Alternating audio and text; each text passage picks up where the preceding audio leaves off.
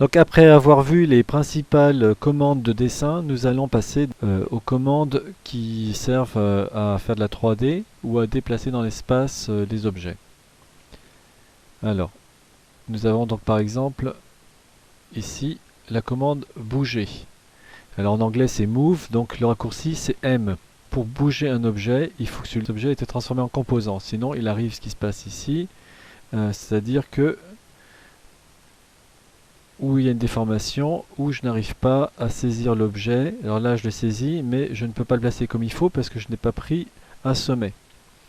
Ou alors, je risque de le déformer si je prends... Alors là encore, ce sont des objets qui sont finis parce que c'était des objets géométriques faits avec l'outil géométrique. Mais si je fais moi-même mon objet, je risque de le déformer en le prenant par un sommet, voilà.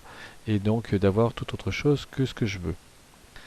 Première chose à faire, transformer ça en composant avec la touche G, comme on a pu le voir.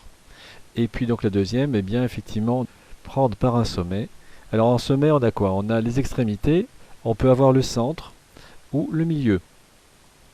Mais à chaque fois, on a un sommet qui permet donc de caler et d'ajuster après l'élément par rapport à un deuxième.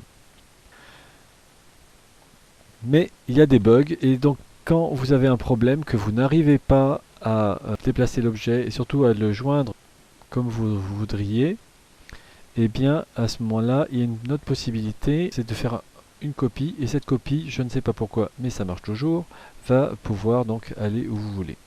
Pour faire la copie, c'est tout simple, on va sélectionner l'objet, le déplacer avec la touche déplacer, la croix ou le raccourci M, et on va en plus appuyer sur CTRL. Et là, vous allez avoir donc une copie, et cette copie, donc vous l'emmenez où vous voulez. Après, libre à vous de détruire l'original.